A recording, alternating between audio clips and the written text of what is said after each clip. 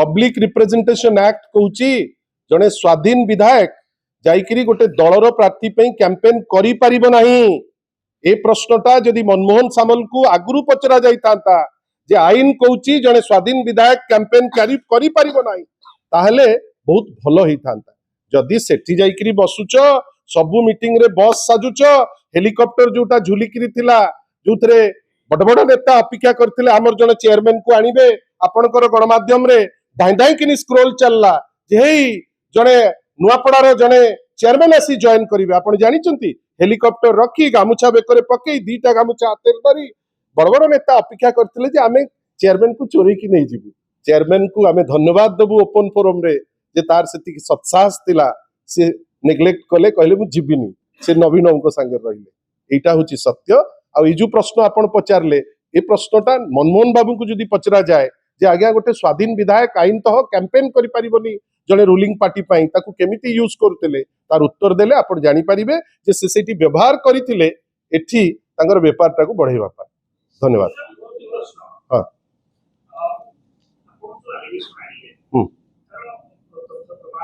अच्छी मु चाहिबी जे तथ्य प्रमाण सहित आपण केतबेले जाइकरी जदि देखिबे आपण को गोटे रिक्वेस्ट रहिबो ब्राह्मणीर दिग परिवर्तन हेछि कि नाही रेवेन्यू कलेक्शन माइनर मिनरल रो कमिछि कि नाही एटा तो तथ्य अछि। एटा तो माने जेतबेले विधानसभा रो तथ्य आ बाकी जो आपण पाखे तो जो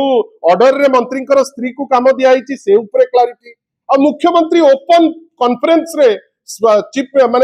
chief minister of Odisha SP आ कलेक्टर कॉन्फ्रेंस रे ओपनली मानुचंती जे बाली चोरी बहुत बढ़ी जाइछि ताकू आपण अटकांतु आउ कोन प्रमाण दरकार सेमती नाही। भुवनेश्वर होची सेंटर ऑफ अट्रैक्शन सारा राज्य रो लोक आसुचंती विभिन्न लोक आसी पहुंची करी प्राय ट्राइबल लोक सेठी रहउचंती तांकर ट्राइबल राइट हिसाब रे सी भाबुचंती सेठी रहिबे काई से अंचल जाक होची फॉरेस्ट लैंड आपण एटा छोटिया जिंस नुहे इट्स ए ह्यूज स्कैम। अंचल जाक फॉरेस्ट लैंड से फॉरेस्ट लैंड रे अनेक बड़ बड़ लोक अछंती तांको घर तो भांगु नांती आमे एतिकी कहूचु ए ठंडा दिन रे